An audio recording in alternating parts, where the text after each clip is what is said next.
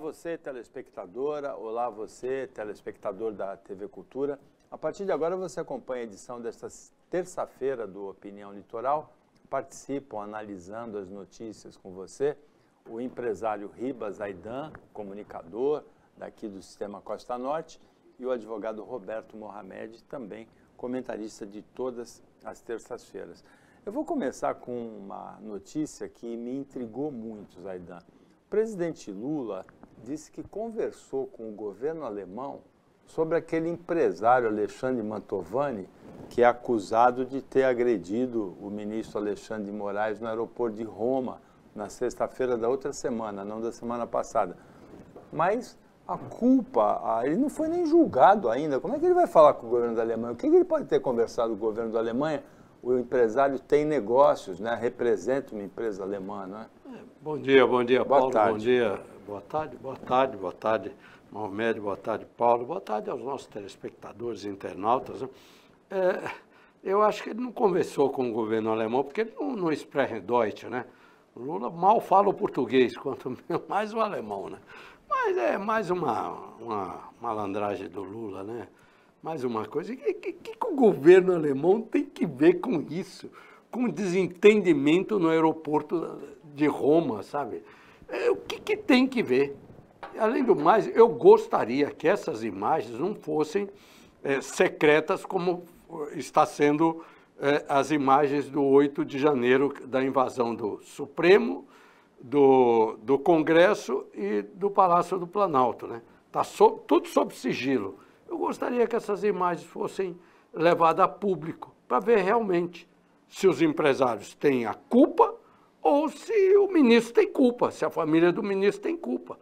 Senão vai ficar naquela, não, segredo de justiça. Mas é mais uma bravata do Lula, tanta coisa que o Lula tem para fazer, vai conversar com o governo alemão sobre uma suposta agressão de um casal de brasileiro ao ministro Alexandre de Moraes em Roma. Ah, pelo amor de Deus. O Lula viajou na maionese aí, Mohamed, porque ele também, no domingo, ele chamou esse empresário de canalha numa fala lá no Sindicato dos Metalúrgicos do ABC. Boa tarde. Boa tarde, Zaidan. É muito bom fazer o programa com o patrão, né? E um patrão que dá liberdade para a gente discordar dele. Isso é mais uma das coisas ridículas. O Lula, ele fez isso durante 8 anos, nos 2 primeiros mandatos dele, que é aquela coisa de falar bobagem, de focar em coisas para a plateia aplaudir, não tinha nada que estar nem se metendo com isso, mas ele também não tinha que ter recebido o Maduro com tapete vermelho, falar da bobagem que ele falou, falar as bobagens que ele falou sobre a guerra da Ucrânia. O Lula está obcecado por ter protagonismo internacional. E eu vejo uma certa claque, e a semana que vem a gente vai ter a chance de ter aqui no programa o André Roncalha de novo, o André insiste em defender isso, mas tem uma coisa que é inegável. O Brasil voltou a ter um aumento de negócios com o exterior, aumentando, nós ainda somos um player muito pequeno no comércio exterior, mas aumentando não por causa das bobagens que o Lula fala, essa é a verdadeira questão. Porque o Brasil está voltando a fazer parte do cenário internacional, que infelizmente, enquanto o Bolsonaro estava na presidência, não funcionou. Eu acho que se o Lula não falasse, como se o Bolsonaro não tivesse falado todas as bobagens que falou durante o governo dele, a economia não seria tão atingida. Por quê? Porque lá fora isso repercute mal. E sempre tem algum reflexo internacional, ainda mais numa época de patrulhamento ideológico, de patrulhamento de opiniões. Então é lógico que a gente acaba pagando o preço. Mas, Paulo, eu queria aproveitar o momento aqui, porque o Ribas tem uma visão até diferente de mim em relação ao governo do Estado. A gente tem assistido, e o que eu vou falar pode parecer não ter relação, porque não foi, a privatização foi feita antes da gestão do Tarcísio no Ministério da Infraestrutura, mas eu acho muito importante colocar isso aqui. O governador de São Paulo tem uma visão de governo em que ele coloca os números de investimento desde a posse dele, investimentos privados. E ele coloca, esses números são, além de manipulados, porque aquilo que eu gasto com a minha empresa não é investimento. O investimento privado, ele provoca mais impostos, ele traz desenvolvimento, ele gera emprego. Não, porque o investimento pode ser para cobrir o buraco que eu deixei, por exemplo, de investir 4, 5 anos na minha empresa. Então, esses números são facilmente manobráveis. Mas eu vi o que é o retrato da privatização e do que ela provoca. Essa história de dizer que a iniciativa privada vai salvar o país e que é o grande mantra do Tarcísio, é uma mentira absurda que não se sustenta. Eu estive no aeroporto de Guarulhos na quinta-feira para embarcar, no domingo para desembarcar.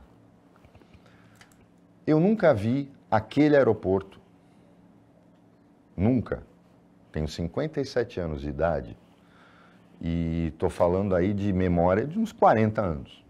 Em relação à Cumbica. Eu nunca vi aquele aeroporto tão abandonado. Completamente abandonado. Não é dizer, que eles estão fazendo reformas. Não, eles estão tapando buraco. Porque isso é a iniciativa privada. Estão acontecendo assaltos no estacionamento. O aeroporto não tem infraestrutura nenhuma mais. Algumas áreas estão bonitas. Mas é uma vergonha o que acontece em Guarulhos. É uma vergonha para o estado de São Paulo. E é uma vergonha para o Brasil. Privatização não resolve problema em si. Se o Estado administra mal, é porque não há fiscalização. Muito menos vergonha na cara.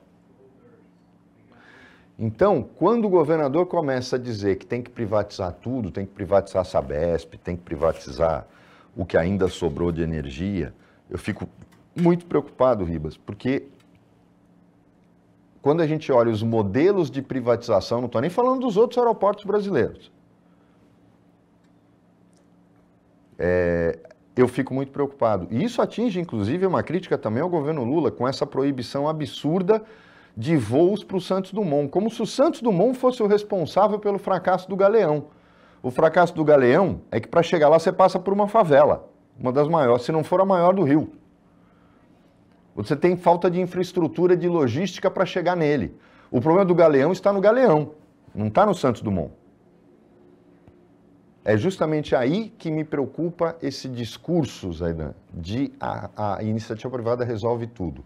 A iniciativa privada resolve quando você fiscaliza a obrigação dela de fazer investimento. Se você não fizer isso, a gente vai ter o que é o retrato, por exemplo, dos trens urbanos de São Paulo, naquela linha que foi privatizada. Os caras não cumpriram absolutamente nada do que está no contrato. E o povo está pagando, o que é uma prova de que privatização não resolve. O que resolve é um Estado atuante, fiscalizando e transformando esses valores, que muitas vezes é para cobrir buraco, em verdadeiro investimento. E aí, isso é que eu acho que é o assunto que a gente tem que se preocupar. Eu discordo em parte aqui do Roberto Mohamed, porque muitas dessas empresas estatais, elas servem como moeda de troca, politicamente falando. Põe mais 10 naquela empresa, põe mais 20 naquela, troca o diretor, troca o presidente, porque eu preciso negociar politicamente. E na iniciativa privada não tem nada disso. Ou tem eficiência ou não tem. Tem empresas que foram privatizadas e que não deram certo. Concordo que não deram certo, mas a maioria dá certo, sabe? Haja visto aí as rodovias do estado de São Paulo, são as melhores rodovias que nós temos no Brasil. Privatizada, cobra o pedágio, mas tem eficiência, tem qualidade. Você anda nessas rodovias. O aeroporto de Cumbica, ele movimenta 43 milhões de passageiros por ano, 300 mil toneladas de carga. Ele é o segundo da América Latina em passageiros, só perde do México. E o segundo em cargas também só perde de Bogotá. Ele tem que ser levado mais a sério. Principalmente porque você disse, ele é o segundo maior da América Latina e um dos maiores do mundo em preço. Mas está entre os 30 melhores do mundo. Preço realmente... É um dos mais caros do mundo, mesmo convertendo em dólar. Esse é o grande absurdo. E ele está abandonado. Não existe outra descrição para o aeroporto de Guarulhos. Ele está completamente abandonado. É criminoso o que essa gestora do aeroporto de Guarulhos faz. Ela é criminosa. Agora, vamos pensar numa coisa. A gente aqui no entorno, quando a gente fala de cabide, o que a privatização trouxe para a nossa região? Vamos olhar, por exemplo, para a Cosipa. Quebrou. Arrebentou com ela, deixou na mão da Uzi Minas, privatizada, deixou que o mesmo grupo controlasse as duas. A Uzi Minas, que era aquela siderúrgica de segunda categoria dentro do sistema Siderbras, se vingou da Cosipa, eles sempre tiveram um ranço da Cosipa, e transformou numa mera laminadora e ponto de exportação, só queríamos pontos de atracação que ela tinha no porto. É uma vergonha o que se fez com a Cosipa, e destruiu praticamente uma região, porque afetou diretamente a economia local quando fizeram isso, não só em desemprego, teve o custo social também. Então é preciso tomar cuidado com isso, porque quando a gente olha para os exemplos, eu concordo com você, Ribas, das estradas, só que as nossas estradas em São Paulo são as melhores do Brasil há 60 anos. Não foi depois da privatização. A Ayrton Senna já era uma excelente estrada quando era do Estado. O sistema de rodoviário do Estado de São Paulo, você sente a diferença quando sai para Minas ou sai para o Mato Grosso no asfalto. Então, eu acho que não tem muito a ver com privatização, agora, veja, porque no tempo do governo Quércia, por exemplo, nós já tínhamos e olha que eu estou falando de um dos governos mais descarados da história desse Estado. Mas o nosso sistema viário já dava de 10-0 em qualquer Estado brasileiro.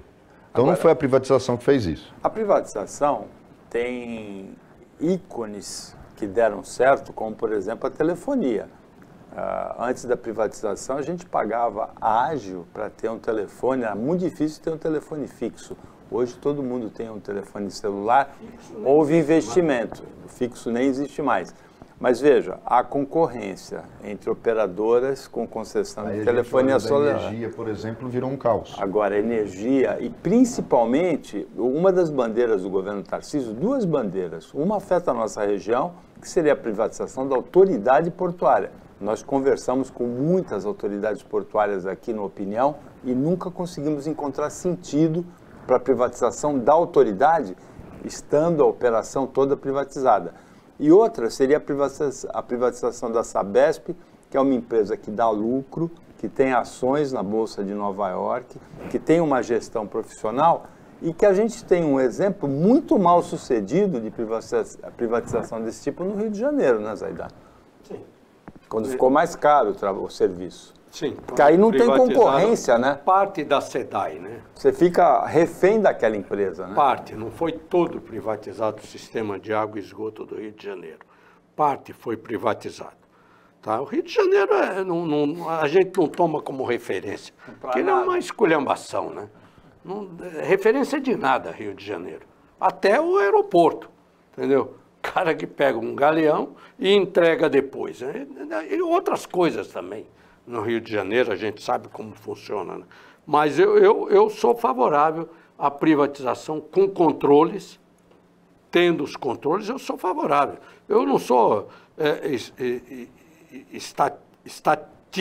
estatizante, né? Como estatizante, não. Eu não sou um cara favorável a ter várias empresas estatais. Não sou. Acho que a iniciativa privada ela tem que empreender. Não é função do Estado empreender. Função do Estado da segurança, saúde, educação, sabe? O resto é a iniciativa privada. E o Estado ele tem que fazer o papel dele, de fiscalizar para ver se aquilo está andando direito e cobrar. É isso que eu sou favorável. Agora, politicamente, Mohamed, parece que o Tarcísio vai ter dificuldades para essas privatizações. A da autoridade portuária não é do âmbito da administração dele, é federal e já houve um recuo, já houve uma negativa. E da Sabesp ele pode ter também dificuldades políticas, a gente pode até falar disso um pouquinho depois do intervalo.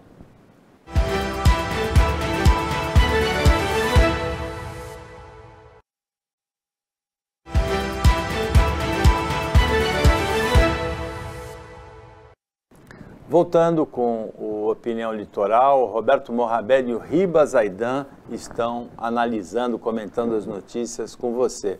E uma dessas notícias é curiosa, o Twitter, comprado pelo Elon Musk, que vai enfrentar concorrência, né, de um novo aplicativo lançado pelo dono da Meta, que tem o Facebook, também o WhatsApp, o Zuckerberg. Ele mudou de logo, mudou de nome e aposentou aquele passarinho branco que andava no fundo azul, né? Eu acho que ele vai ser ao contrário. Eu acho que ele vai ser processado por crime ambiental, inclusive, por conta do que ele fez com o passarinho. Agora, tem uma coisa que eu acho muito curiosa nessa coisa toda da guerra entre eles, porque são dois aplicativos. Eu nunca usei muito o Twitter, porque eu não tenho poder de síntese para colocar as coisas naquele limite de palavras, no limite de caracteres que o Twitter tem. A ideia desse aplicativo novo do Facebook eu também acho muito complicada, porque houveram algumas mudanças no Facebook e no Instagram que você não foi avisado, e no final das contas, publicações que você quer preservar, porque as pessoas não entendem o seguinte: muitas vezes você tem um Instagram pessoal e que diz respeito a você e seus amigos. Então as pessoas, eu admiro você, eu queria seguir. Não, porque lá não é para isso. Pouca gente preserva isso, né? E aí você tem o que se criou, que se transformou em profissão, que são os tais influenciadores digitais. Quando você nota que, por exemplo, a grande maioria das influenciadoras digitais, elas influenciam com a bunda, né? Porque só tem foto disso no Instagram delas. E aí tem 100 mil seguidores, 200 mil seguidores, mas não é ela, é a bunda que tem 100 mil seguidores. Então, eu acho que esse termo influenciador e o papel real dessas redes sociais, a gente vai definindo aos poucos. Em algum momento a gente vai chegar a ter um pouco de civilidade nas redes, coisa que a gente ainda não tem, infelizmente. Mas o Elon Musk, eu quero fazer uma observação aqui, porque eu já ouvi isso e tenho falado isso sempre. Comparar o Zuckerberg com o Elon Musk, eu acho que é um erro de conceito. O Zuckerberg, com todos os defeitos que ele tem, eu já cansei de falar aqui, é um cara que passou a perna em todo mundo para chegar onde chegou, mas ele fez o Facebook, ele é da área, ele é programador, ele teve a ideia. Depois passou a perna em todos os parceiros que ele foi tendo, mas ele teve a ideia. O Elon Musk nunca teve uma ideia na vida. O Elon Musk compra ideias. O Elon Musk é um investidor, que a gente chama na internet de anjo. É o cara que compra empresas que foram criadas por outras pessoas. Tem a qualidade dele, é visionária? É óbvio que é. Mas o Elon Musk tem por exemplo, ele não inventou um Tesla, ele não criou a Tesla, ele comprou a Tesla. Ele compra projetos. São duas pessoas completamente diferentes. Essa suposta luta dos dois até, que é uma verdadeira piada, é preciso deixar bem claro. São dois empreendedores, dois empresários completamente diferentes. Um deles teve uma ideia original, foi lá e melhorou usando a ideia dos outros, mas é um cara de criação. Enquanto que o Elon Musk é um investidor que deu certo, foi visionário, mas que não é um cara que cria alguma coisa. É preciso deixar isso bem separado entre os dois. Zaidan, alguma observação aí sobre o Twitter, que muda de nome? Eu acho que o Elon Musk atirou no passarinho e acertou numa formiga, viu? Investiu aí 43 bilhões de dólares para comprar o Twitter, ele não sabe como se livrar disso. Essa é a verdade, viu? Tem uma coisa que eu acho muito importante a gente falar, eu queria também ouvir a opinião do Zaidan, porque o Zaidan, ele tem eu acho que ele lembra muito bem o tempo dos cassinos ainda no país. O governo finalmente publicou uma MP para regular as apostas esportivas, porque estava virando eu acho que estava virando um caso de polícia inexplicável. Esses sites estão todos no exterior, estão patrocinando todos os times de futebol no Brasil e são simplesmente irregulares, porque apostas em dinheiro continuam proibidas no Brasil. Então não dá para entender como é que você dá tanta liberdade a ponto desses caras criarem ou se aproximarem de fintechs para poder fazer o pagamento para as pessoas do que eles apostam, porque os sites estão no exterior, portanto sem regulação. E a gente viu o que isso provoca, o escândalo que a gente teve no início do ano no futebol brasileiro. O governo está tentando regulamentar isso. Eu sempre me espanto de como o governo é tímido e não faz o que tem que fazer. Agora, tem uma dúvida que tem, o governo quer colocar imposto de renda sobre os prêmios, né? E até agora não tem taxação nenhuma para quem ganha esses prêmios? Não. Assim como quer colocar 18% de tributação sobre o valor líquido apurado depois do pagamento dos prêmios, né? Exatamente. Na verdade, porque na verdade, Paulo, todo país que tem cassino trabalha dessa forma. Não é assim nos Estados Unidos. Mas, por exemplo, na Argentina, você vai num cassino. O que você ganha é tributado na fonte, no caixa. Mas é como se fosse um IOF cobrado na hora em que você resgata o que você ganhou. É muito pouco. E é na fonte. É na fonte. Tributação exclusiva. Então, eu acho, e inclusive, ele é o IVA também, só que com uma alíquota pequena. Eu acho que isso tinha que acontecer no Brasil mais cedo ou mais tarde. Agora, Zaidan, se o jogo é proibido no Brasil, como é que o governo vai taxar? Tem um projeto lá, é um projeto já antigo, de mais de 6 anos. Aliás, uns 8 anos tem esse projeto, que começou na Comissão Parlamentar Mista do Turismo no Congresso Nacional, que o presidente era o deputado federal Herculano Passos. Tá? Uma Comissão Parlamentar Mista de regular os cassinos no Brasil. Regular os jogos, todos os jogos, inclusive os cassinos. Esse projeto até hoje não andou, Paulo. Tem uma resistência da ala evangélica. Agora parece que o Geraldo Alckmin está pondo a mão nisso também. Eu acho que tem que regulamentar, porque não é possível. O governo fala que ele iria arrecadar, regulamentando isso aqui, esses sites de aposta aí, 50 bilhões por ano. Quer dizer, uma grana, sabe? Mas eu não entendo porque que não regulamenta. Corre solto isso daí. Corre solto. É pior que o jogo do bicho, isso daqui. Porque qualquer lugar que você entra aqui, ele já manda o aplicativo no teu celular. Faz a sua aposta. E ninguém controla essas apostas. Quer dizer, é um negócio de maluco. Sabe? Isso deveria ser regulamentado. Sabe? Agora, como é que vai regulamentar se proíbe o jogo? Então, a questão do jogo também é muito relativa. O Brasil proíbe o jogo, mas, por exemplo, teve uma atividade de aposta que nunca foi proibida no Brasil. Ela continuou sendo permitida... Cavalo. Mesmo depois do Dutra ser presidente. Foi ele, a mando da mulher, e tem que proibiu os jogos todos. Quina, loteria não, mas essas são jogos... Então, essa história da proibição é uma questão legal que tem que ser revista. E eu acho que poderia ser revista pelo próprio STJ, não é nem pelo Supremo. Agora, o que os cassinos geram de investimento em cultura, emprego e impostos, e turismo principalmente, é um negócio absurdo. É uma hipocrisia. Cidades como Santos poderiam se beneficiar disso, cidades turísticas poderiam se beneficiar. Falar de crime organizado que está por trás disso, gente, vamos cair na real. O jogo do bicho está na mão de quem? De tudo gente boa. Esses sites de apostas, Aidan, que são, a gente viu, não importa se ele é ou não do crime organizado, mas o crime usa. Então não adianta, não é por aí que a gente vai, não é na proibição.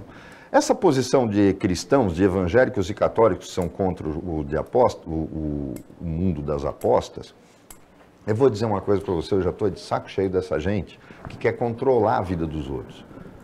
Meu amigo, se beijo gay te incomoda, não assiste. Se o jogo te incomoda, não vai. Vai para a missa, vai para o templo. Agora, proibir as pessoas que não seguem a sua religião, ou que não têm a sua convicção religiosa, de fazerem o que bem entendem, é um absurdo e uma hipocrisia sem tamanho.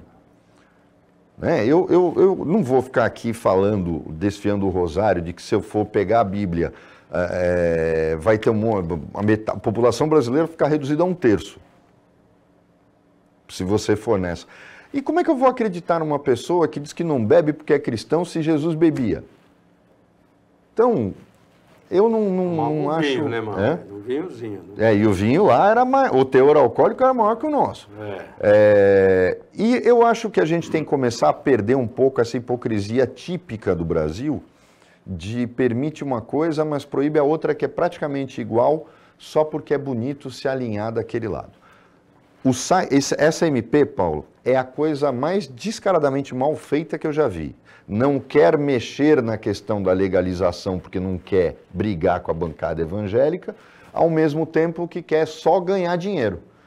Falou, então aí a coisa complica. É mais ou menos como o caso que a gente já abordou aqui do IPVA sobre jatinhos e aviões e lanchas. Isso é justiça social, não é aumento de imposto. Só que se eu não regulamentar como é que eu opero essas lanchas, aviões, jatinhos e helicópteros no espaço aéreo brasileiro, no território brasileiro, eu não vou conseguir arrecadar nada. Por quê? Porque todo jatinho está no nome de uma empresa de leasing americana, inglesa, alemã, francesa. Então eu tenho que mudar a legislação e falar o seguinte, você quer voar no Brasil? Não é atravessar o espaço aéreo brasileiro. Você quer sair de São Paulo e ir para Manaus? Você tem que ter uma autorização de aquela internaliza a lancha, o helicóptero ou o avião. E aí ele é obrigado a pagar o IPVA. Se não fizer isso, criou um imposto que não vai arrecadar nada. Mas será que o dono da lancha, o dono do jatinho, do jet ski, vai ficar bravo aí com o governo, com essa reforma tributária que ele tem que pagar IPVA? Eu acho que vai chiar muito. Vai? Viu? Porque também tem o projeto de taxar aquele fundo onde os super ricos aplicam dinheiro, né? E onde tem 750 bilhões de reais. Isso daí eu acho que o governo não vai conseguir. Não? Taxar esses fundos, não. Isso não vai conseguir. É uma aposta do Fernando Haddad, o ministro está fazendo. Eu acho muito difícil ele conseguir isso. Mas taxar o jatinho, o helicóptero, o iate, o jet ski, pagar o IPVA... vai taxar, mas nego vai chiar. Não vai ser 4% de IPVA como a gente paga no automóvel. Deve ser 0,5%, 1%, porque qualquer lanchinha aí de 32 pés aí é 2 milhões. Os senadores têm lancha, jatinho e jet ski. É o que mais tem, Paulo. A alíquota é a mesma. A 4%? Eu acho que está certo. Ó. Se eu pago 4% sobre um Fox, como é que eu não vou pagar 4% sobre uma lancha? Não, 4% sobre uma motinho 125 que usa para entrega. Que usa para fazer entrega. Então tem que ser, e é o mesmo valor. Como eu acho que dessa vez ninguém segura aquilo que eu defendo aqui. A progressividade do ITCMD, que é o imposto de causa-mortes e o inter-vivos. E tem que ter uma faixa de isenção alta para herança, mas tem que taxar progressivamente. O Opinião Litoral para o intervalo bem rapidinho. Fica com a gente.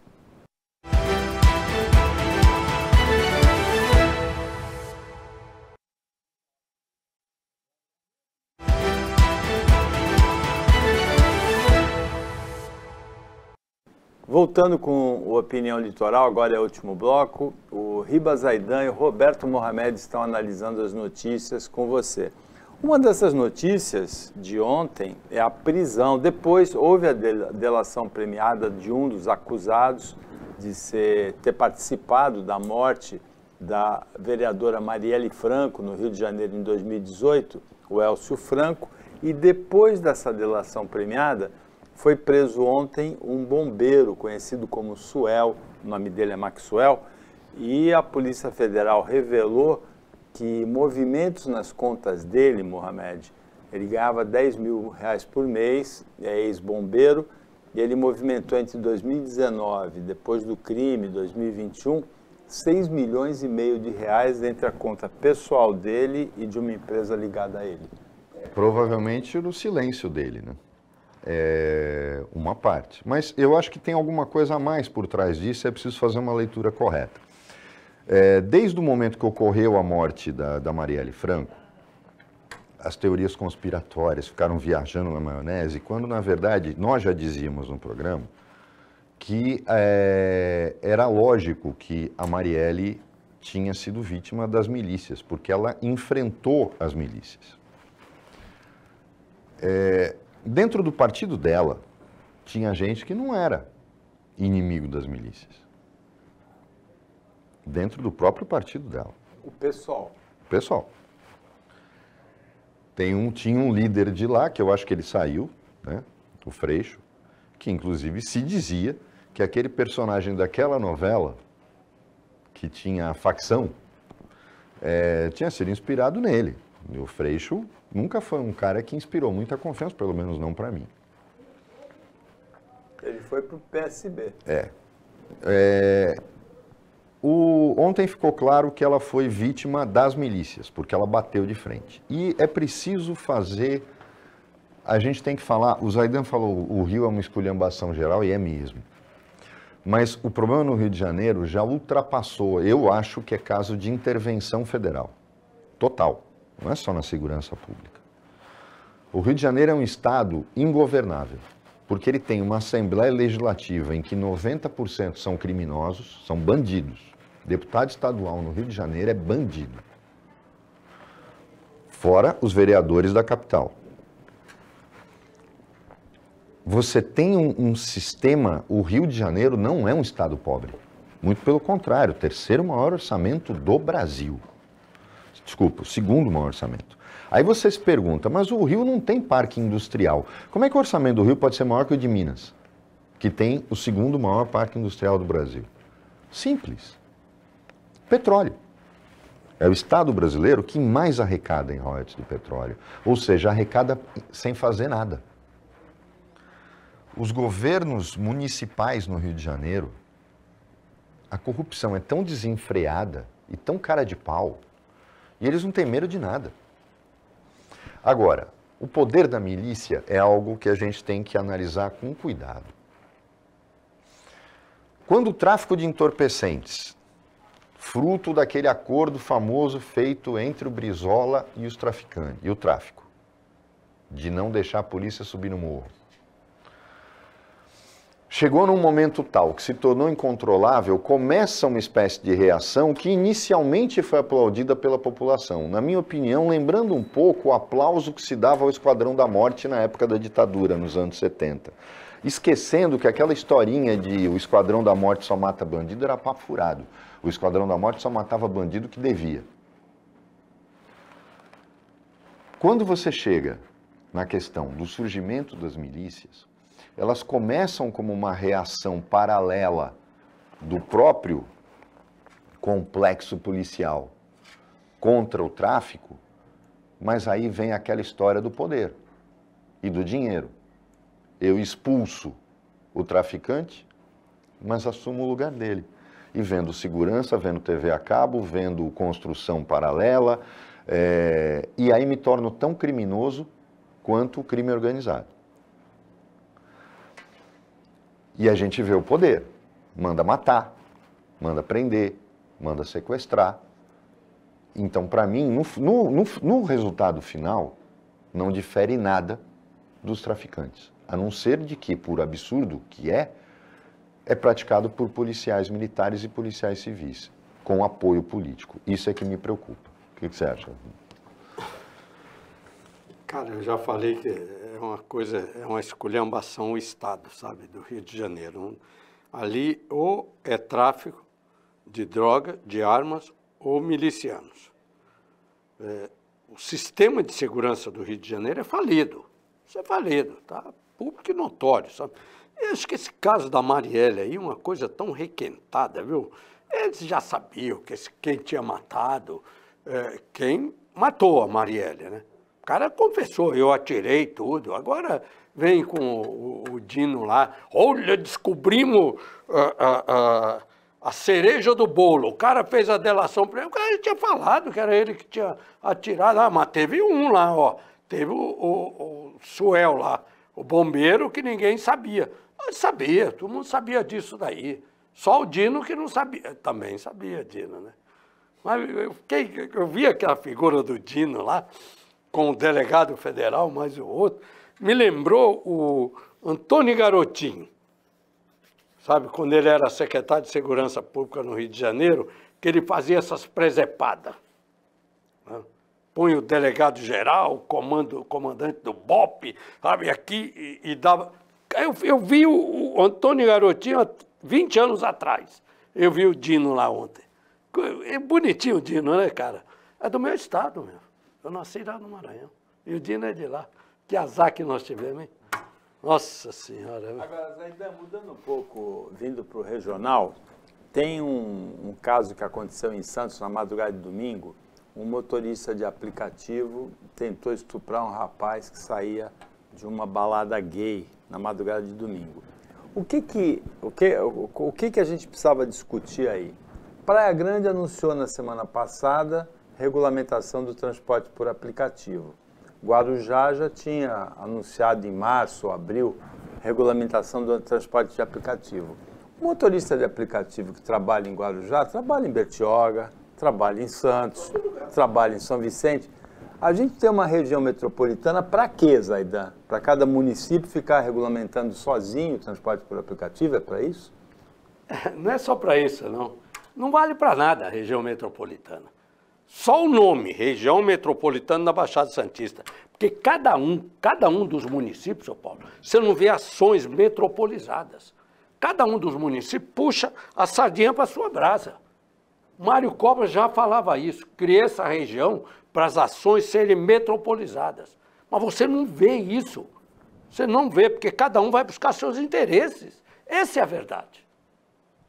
Então, ele é motorista de aplicativo em Santos, e trabalha em Bertioga, trabalha no Guarujá, trabalha... Quem deveria regulamentar isso daí era o Condesb. A AGEM, né? A AGEM, sabe? Isso deveria ser feito. Como no caso do turismo, ações turísticas integradas, como em todas as ações. Mas não, quando vem alguma coisa, farinha pouca, meu pirão primeiro, sabe? É assim que trabalha a AGEM. Na verdade, é muito simples para acabar com esse problema. Se o Condesb fosse, além de um chá das 5 com malcriação, que é isso que ele é, um chá das 5 com malcriação, ele servisse para alguma coisa. O que mostra o nível baixíssimo dos prefeitos da nossa região. Sem exceção. Bastaria que o Condesb decidisse o seguinte: nós vamos regulamentar o Uber? Vamos. Então, vamos fazer como São Paulo, é obrigado a usar um luminosozinho, Uber, na frente, para identificar que aquele carro é um Uber.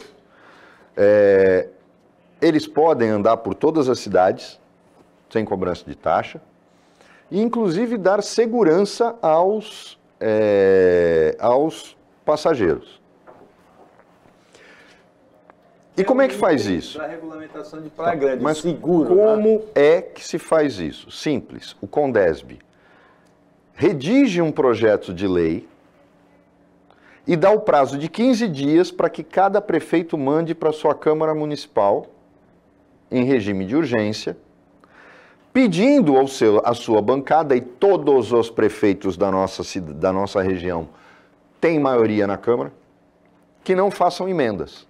Ou seja, aprovem a mesma lei para todos os municípios. Então eu não preciso inovar, dizendo que eu vou criar uma nova tipo de lei chamada lei metropolitana. Não existe. Bastaria que o Condesb, ao invés deles ficarem se xingando, eles redigissem um modelo de lei, ou então, agora fica mais fácil, pega o mais completo, eu acho que o mais completo é o de Praia Grande.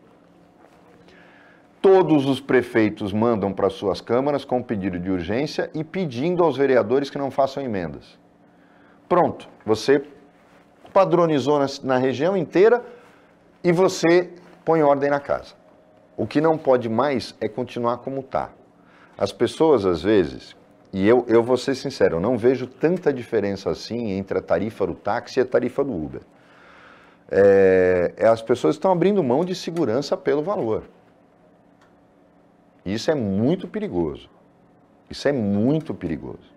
Quando eu começo, é que nem prédio que quer economizar dinheiro mandando funcionário embora. Não, porteiro eletrônico resolve isso. Portaria remota resolve isso. Não resolve nada. Você está abrindo mão de segurança para fazer economia porca. Eu vivo falando aqui. É a mesma coisa que síndico profissional. É a mesma coisa. É economia porca. Você contrata o cara para roubar. E não vai resolver. Isso é que é pior. Cai lá na regra da privatização. Não vai resolver.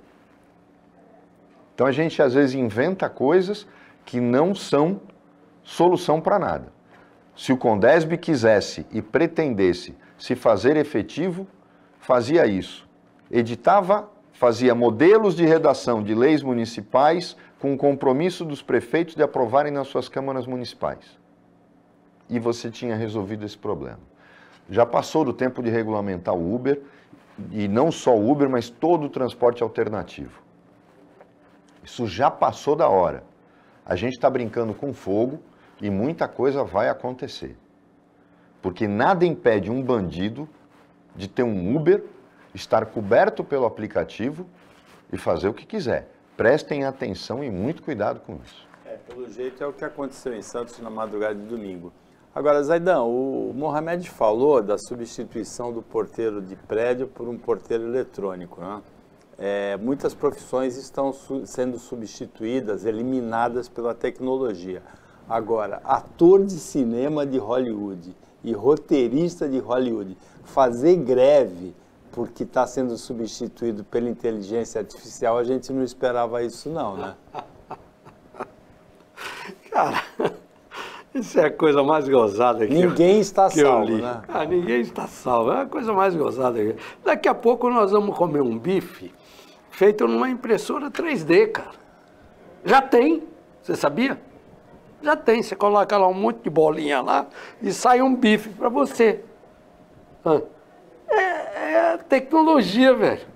Ô, Mohamed, você acha que o Zaidan já está pensando em me substituir por um apresentador de inteligência artificial, não?